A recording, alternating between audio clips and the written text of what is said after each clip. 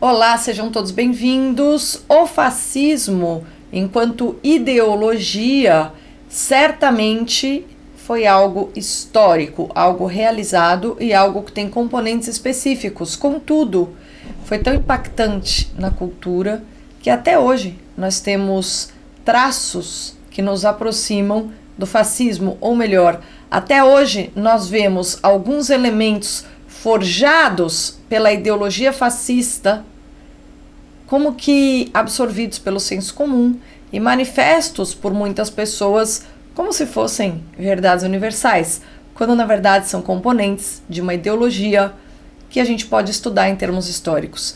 É o que faz João Huygens no seu O Mínimo sobre a ideologia fascista, que eu vou resumir brevemente no vídeo de hoje.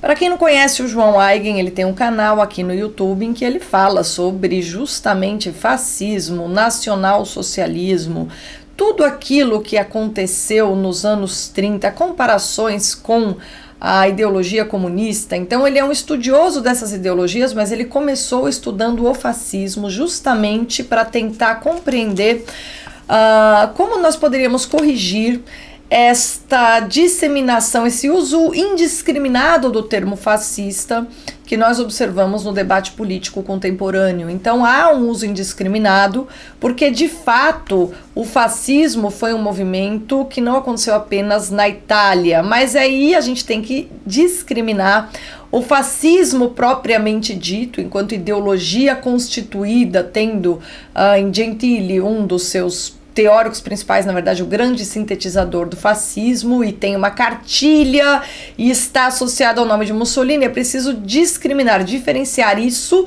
dos demais, digamos assim, fascismos genéricos que surgiram na Europa, ali naquele período dos anos 30, né, e em torno das duas grandes tentativas de regimes totalitários, que foram o nacionalsocialismo e o fascismo. Lembrando que, como o próprio João Huygens aponta nesse livro, os fascistas queriam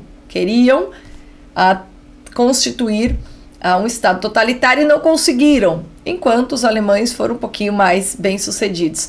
E as demais ditaduras europeias desse período dos anos 30 têm muitos pontos em comum com o fascismo italiano, mas não exprimem exatamente o que foi aquela ideologia. E o João Huygens explica para vocês tudo isso, a diferença entre o fascismo genérico ou a ideologia mesma, sintetizada por Gentili a partir de componentes anteriores. Ele faz então essa diferença entre fascismo genérico ou ideológico. Segundo, a relação entre o fascismo e a ascensão do Benito Mussolini, porque o fascismo como ideologia pensada, realmente forjada para possibilitar ao líder político carismático Benito Mussolini a implementação de um Estado totalitário na Itália, de fato girou em torno dele. Então o Huygens vai explicar no seu O Mínimo sobre a ideologia fascista, no segundo capítulo, após no primeiro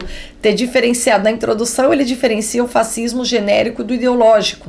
Para dizer, houve sim uma ideologia, embora também exista o fascismo genérico, que já foi tratado, aliás, num outro volume da coleção O Mínimo, que você pode comprar junto com essa aqui. Então, após ter feito essa diferenciação, ele explica que ele vai tratar o fascismo enquanto a ideologia sintetizada pelo Gentili a partir de certos componentes específicos já presentes no debate político italiano.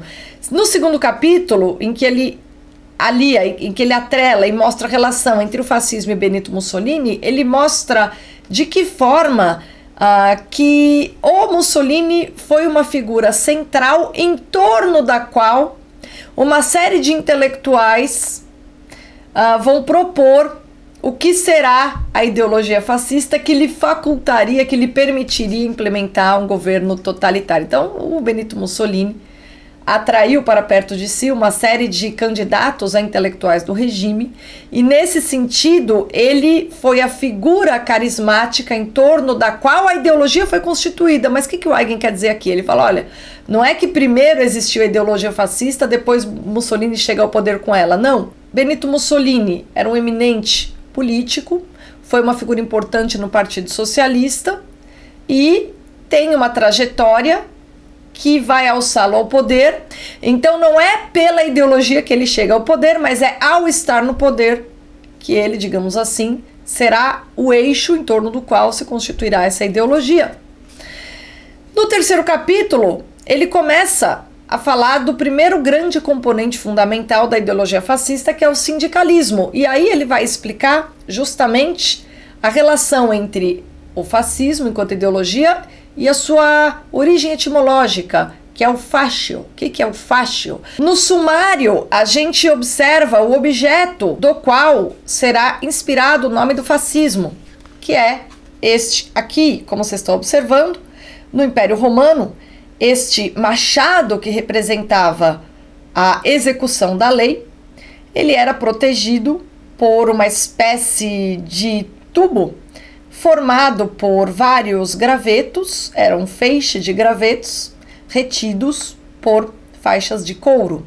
O que são os faixos que vão gerar o fascismo? É cada uma dessas madeirinhas, o conjunto, digamos assim, dessas madeirinhas dá a segurança, a solidez para que o machado, que é a força da lei, ou o Estado, se imponha enquanto tal para organizar a vida dos cidadãos. Então, este objeto, esta união de forças, que para o sindicalismo é um símbolo maior, é um dos componentes fundamentais da ideologia fascista. E, de fato, o sindicalismo na Itália, o Huygens explica todo o histórico, o sindicalismo tinha uma força muito grande, só que essa força do sindicalismo, que tem sim precedentes na disseminação da ideologia socialista e etc., essa força do sindicalismo ela vai sofrer um baque com a Primeira Guerra. Porque na Primeira Guerra a gente vai observar que todos os proletários ingleses, franceses, alemães e italianos combatem uns aos outros nas trincheiras. A Primeira Guerra Mundial foi uma guerra de trincheira, esse movimento sindicalista é anterior a 1914. De repente a gente observa com a Primeira Guerra Mundial que o vínculo de união entre grupos sociais mais forte é a simbólica da nação. A nação é um símbolo de união mais forte na alma dos homens do que o pertencimento à classe dos proletariados. É isso que surge como elemento adicional. Daí que no capítulo seguinte, o João Huygens vai explicar a simbiose entre sindicalismo e nacionalismo. Ou seja, esse sindicalismo não mais é internacionalista como de início, mas ele passa a ser nacionalista. Então essas corporações no interior de um estado, elas sim vão ter o vínculo de união completo. Primeiro você tem a união pelo fato de pertencer a uma corporação e segundo, uma união entre as corporações porque todas são os feixes que dão sustentação a um estado. E aí a gente tem as duas premissas a partir das quais o Gentili vai associar o idealismo filosófico, que é o terceiro grande componente da ideologia fascista. E essa parte é fundamental porque a gente percebe que Gentili, ele bebe em Hegel. Isso Huygens não entra aqui. Ele tem um livro muito mais extenso, em que vocês podem encontrar muito mais detalhadamente a explicação desse idealismo filosófico do Gentili, que eu também vou deixar na descrição. Mas para uma introdução à ideologia fascista, vocês encontram aqui, evidentemente, nas notas, a referência do Huygens ao seu próprio livro, que é um estudo bem mais amplo. E eu já fiz uma live com ele aqui nesse canal, em que eu pedia que ele apresentasse, em termos gerais, o seu livro, mas eu vou deixar aqui na descrição também para os mais curiosos a respeito dessa temática, porque ali ele vai mais fundo. Aqui ele passa rápido, porque afinal esse é um mínimo, não é o máximo sobre o fascismo. E ali ele faz um estudo com amplo rigor acadêmico que vale muito a pena você ter como referência na sua biblioteca, certo? E eu vou deixar aqui na descrição tanto a live que eu fiz com ele quanto o livro dele maior. Mas neste breve capítulo chamado Idealismo Filosófico, ele apresenta de maneira extremamente clara o ponto central do idealismo de Gentili, que vai amarrar sindicalismo e nacionalismo a uma visão do Estado enquanto formador de consciências e transformador das vontades individuais em vontade geral. Na verdade, o Gentili ele tem uma visão de Estado que é a seguinte: ele entende o Estado enquanto aspecto comum e universal da vontade. Se você teve um choque ouvindo isso, compartilho com você desse choque. Porque o Estado é algo concreto, certo? É algo concreto e que representa uma estrutura formal que de fato permite que as pessoas atrelem as suas convivências, mas a vontade é sempre algo individual. É impossível você ter uma vontade geral. Se você for analisar rigorosamente o que é vontade, você vai perceber, é impossível que haja uma vontade geral. Pode haver, evidentemente, uma concordância geral, pode haver assentimento, pode haver um plano diretor, mas a vontade, ela é singular em si mesma. E este aspecto de entender o Estado como aspecto comum e universal da vontade é algo que vem da filosofia hegeliana diretamente, certo? Então, aqueles que tiverem um pouco de conhecimento filosófico batem o olho e já percebem de cara que Gentili é um hegeliano. Se ele entende o Estado como aspecto comum e universal da vontade, o Estado, ele próprio, é o agente de unificação dos indivíduos que não enxergam que a sua liberdade verdadeira não é a expressão do livre-arbítrio, e sim obedecer ao Estado que diz qual deve ser a vontade geral para que essa coalizão de forças torne uma nação um bloco sólido, uno, potente e impenetrável. Portanto, essa ideologia totalitária, ela tem como objetivo a edificação de um Estado forte. O que é um Estado forte? É um Estado impenetrável à força dos inimigos. E esta coesão passa por uma unidade anímica, uma unidade de vontades. Isso é algo que fere o conceito filosófico de vontade, e é aí que a gente percebe que esse idealismo filosófico do Gentili está mais para ideologia do que qualquer outra coisa.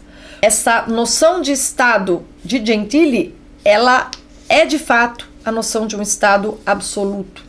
E ela tem precedentes na noção moderna de soberania, que foi definida lá atrás pelo João Baudin, que entende que a soberania é em si mesma indivisível. A soberania necessariamente é o poder que não se divide, tá? Então você tem uma série de componentes próprios da filosofia moderna que vão culminar nessa visão de Estado hegeliana, que é emprestada pelo Gentili para associar-se ao sindicalismo nacionalista que já estava em vigor na cultura italiana e produzir a grande síntese do fascismo, que nos apresenta o Estado, finalmente, como formador de consciências e transformador das vontades individuais em vontade geral, ou seja, o agente unificador absoluto dos indivíduos, de modo que a individualidade, que para Gentili é o grande problema da tradição liberal, evidentemente ele é um liberal, a individualidade se dilua em nacionalidade coesa que torna o Estado um bloco rígido, ou, se vocês quiserem, esse feixe amarrado por essas faixas de couro, esses feixes seguros por essa faixa de couro em torno do machado, que é a representação do poder ou do Estado, tá? Então é essa coesão absoluta que a ideologia fascista buscava, e isso foi expresso em termos muito coerentes, de modo que a gente pode até perceber vários aspectos do fascismo, e lendo esse livrinho vocês vão perceber que fazem parte da mentalidade e viraram senso comum das pessoas. Você lê alguns trechos desse livrinho, você fala, meu Deus do céu, meu vizinho falou esse negócio ontem, caramba, fascismo tá na cultura, e às vezes o cara é mais esquerda, às vezes o cara é mais... vota no candidato que se diz esquerda, vota no candidato que se diz direita, você vê que isso está presente por toda parte, o que é sim um pouquinho assustador. Mas enfim, nós somos herdeiros, né, dos anos 30, nós estamos vivendo uma espécie de revival dessa época e é importante que a gente entenda as origens intelectuais dessas coisas que as pessoas proferem como verdades do senso comum, para que nós não confundamos o senso comum, que é o que nos salva de qualquer adesão ideológica estúpida, com os componentes de uma ideologia calculada, formada, consolidada e estabelecida, embora não bem sucedida, para a sorte dos italianos, certo? Tem muito mais nesse livrinho que eu não contei aqui, eu fiz um resumo muito breve. O último capítulo, então, depois de Huygens abordar o idealismo filosófico, é a síntese fascista, e neste último capítulo ele diz que, de fato, o fascismo foi sim a tentativa de uma construção ideológica, e ele termina o livro dizendo: não se pode negar que o fascismo histórico italiano possuía uma ideologia, porque ele possuía sim. Limitar o fascismo, como se faz no nosso discurso político contemporâneo, a apenas um vácuo violento, repressivo ou puramente pragmático e mesmo totalmente irracionalista, é falsificar a história. A ideologia fascista foi falha e inconsistente, sim, mas foi uma ideologia. E por que falha e inconsistente? Porque, de fato, o objetivo era a implementação de um Estado totalitário e, como eu disse, felizmente para os italianos, isso não foi obtido. Mas tudo foi pensado para que fosse. Então, foi falha, mas foi uma ideologia. E é isso que você encontra aqui. Se você quiser comparar o fascismo como ideologia e o fascismo mais genérico, aquele que diz respeito a outros regimes para além da influência de Benito Mussolini e da síntese de Gentili, você compra também o outro mínimo, o que chamam mínimo sobre fascismo, e compara os dois. Mas esse aqui é de leitura imprescindível para você capturar de que forma que os elementos da ideologia fascista mesmo estão ainda presentes na cultura. Livraria em promoção, aproveita, está saindo muita coisa boa por lá. Nas próximas semanas vou trazer mais resenhas para vocês. Se você gostou dessa, se inscreve no canal, que aqui teremos mais. E se você gosta de filosofia, se prepara que eu tenho para você um plano. Os próximos vídeos sobre livros desse canal vão trazer para você a resenha em vídeo de todas as edições da coleção Sócrates encontra um filósofo. Teremos Sócrates encontra Maquiavel, Sócrates encontra Descartes, Sócrates encontra Hume, Sócrates encontra Kant. Essa série Kant e Hume, se preparem, porque isso aqui eu estou usando como material de aula, esses vão ser bons. E por último, mas não menos importante, Sócrates encontra Marx e Sócrates encontra Sartre. Vocês sabem que essas figuras aqui são figuras que teriam merecido o chicotinho socrático. Então farei resenha sobre todos esses diálogos escritos pelo Peter Kreeft, que criam um diálogo que poderia ter acontecido entre Sócrates, que é, digamos assim, a pedra fundamental do bom senso, a que nós nunca deveríamos renunciar para não virar presa ideológica, e vários filósofos que, enfim, alguns foram geniais, outros, junto com a sua genialidade, deixaram também muita confusão na cultura. Confusão essa que o Sócrates procura desnovelar. Obrigada pela companhia e até o próximo vídeo.